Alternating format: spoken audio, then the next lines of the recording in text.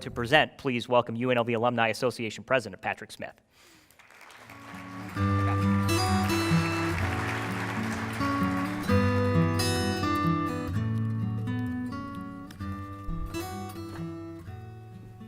Our final award of the evening is the Fred Albrecht Outstanding Alumnus of the Year Award. This is the most prestigious award given by the association, and it recognizes this person's dedication to the university and the acclaim this person brings to UNLV and the Alumni Association through personal and professional achievements. The award is named in memory of longtime Executive Director Fred Albrecht. It is with great pleasure that I introduce our outstanding Alumnus of the Year, Tony Alamo. Tony Alamo is well known in the gaming, healthcare, business, and political circles. Dr. Alamo currently serves as chairman of the Nevada Gaming Commission and is tactical physician for the Las Vegas Metropolitan Police Department. He is former chairman of the Gaming State Athletic Commission and is the first civilian recipient of Metro's Medal of Valor Award, as well as a licensed pilot. We are proud to call Dr. Alamo one of our own, and his achievements are remarkable. Congratulations, Dr. Alamo.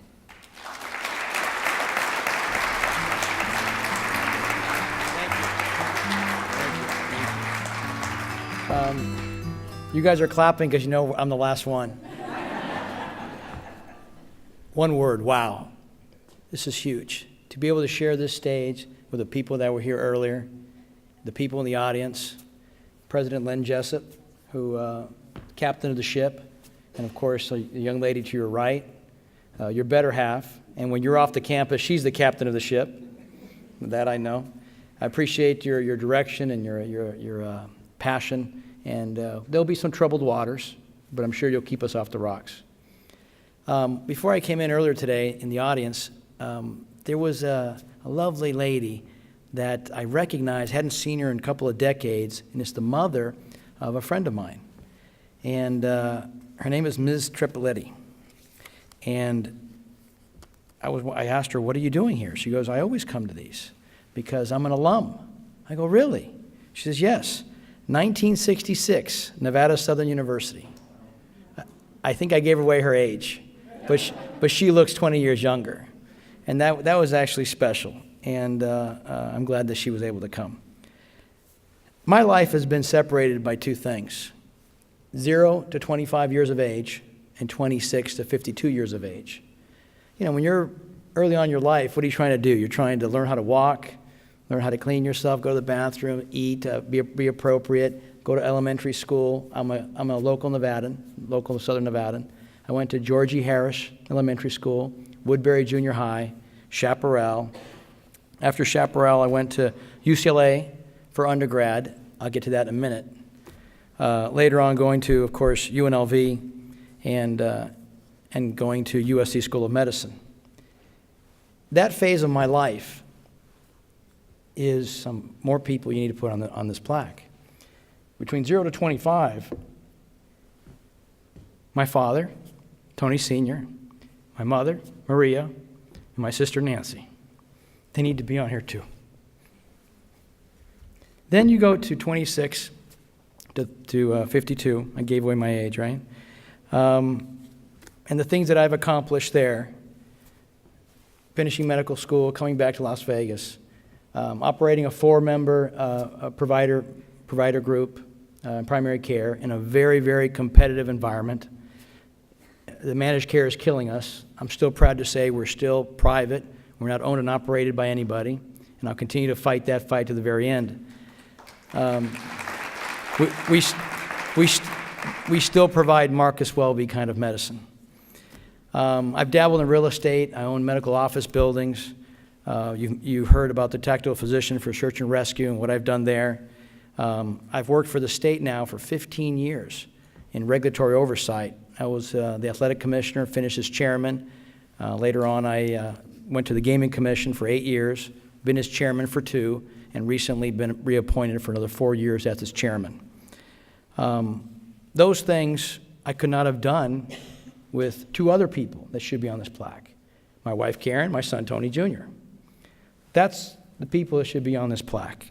It's not just, and it's the same for, I'm sure, everybody else who received these plaques today.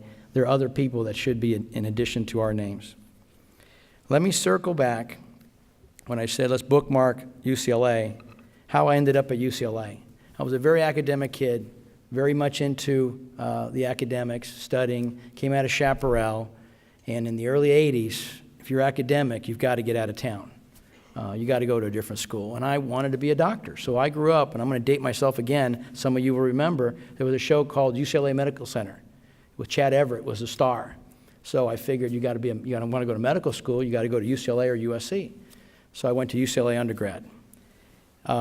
Big school. First day of school, and of course I'm taking all the big courses in organic chemistry. I got calculus, honors, English, and everything else. And the auditorium had 200 people. And a man at the very bottom of the auditorium with a microphone. And my first language is Spanish. He wasn't speaking Spanish. I don't know what language it was. Very difficult to understand. That was every class I had. So of course, you seek out the professor to ask questions. He has 1 hour a week, and the line went around the building. That's not going to work. So I went ahead and said, okay, well, we got to go and get some tutoring. You can't find tutors. They're all taken up. So I realized that this is not going to be, I got to do the heavy lifting here and get to med school and be competitive. This is not the place I need to be. So now I've blown a quarter. I'm coming back home, and you can't go to a good school, mid-season, right? So I come to UNLV, matriculate, they take me. I have to talk to the chairman of each department because that was a quarter system and I'm in a semester system. So I had to prove to them that I would catch up. I wouldn't hurt myself. They let me in.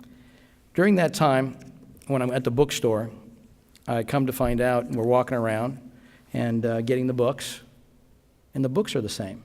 The books I had at UCLA were the same books here. It's physics, it's calculus, inorganic, organic chemistry, the same books.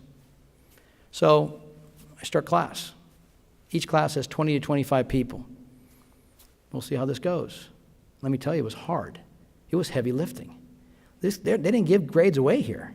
I mean, I had to really put in the time. During that time, I then meet some other kids, and I come to find out there are a lot of people that did what I did. They went elsewhere. And there's a couple of them in the room here today, one of which is another graduate of Chaparral who went elsewhere, came back to UNLV, stayed, and became a very, very, very successful lawyer. His name's Kirk Hendrick, and he's in the back. Another good friend, he was mentioned earlier, he and another friend of mine went ahead, and they're sons of prominent physicians here. They too wanted to become doctors. They went elsewhere. They came back. We formed a bond. He's currently an ophthalmologist. My ophthalmologist, and my glasses, they don't work. I can't see very close. He was mentioned earlier. His name is Dr. Mark DeBrava. He's also our Board of Regents. And what we did at that time was the epiphany hit us that UNLV is something we missed. We misdiagnosed UNLV. So we said, well, how can we right a wrong, right? So we started going to the high schools. They went to Clark, when we went to Chaparral, and we would try to kind of go to the assemblies and try to find kids like us and just explain to them, just take a look at UNLV. Where at that time, President Maxson heard of what we were doing. And, he called us to his office. We thought we were in trouble. And what he did was he put his arm around us, gave us a budget, gave us letterhead, gave us legitimacy, and we became the Student Ambassador Program. And it's survived decades since. At the end of the day, I've accomplished a lot of things. 1983, when I matriculated, UNLV was known as Tumbleweed Tech. Let's fast forward. 100,000 graduates. We have a competitive law school. We have a dental school. In 2017, we will start our first class of the UNLV Medical School.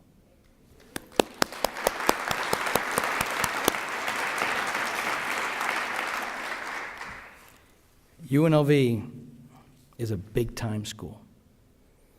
If I could just affect, and maybe there's some parents there that have kids that are graduating soon, and they haven't put UNLV, you know, as a just take a look.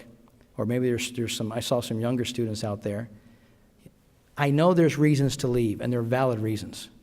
But all I ask is you just put UNLV on the list. Take a look at it. You don't want to misdiagnose it like we did.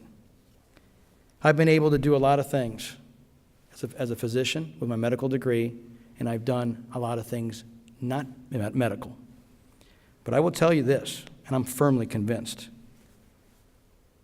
I have a baccalaureate in chemistry from the University of Nevada, Las Vegas, and that has made all the difference.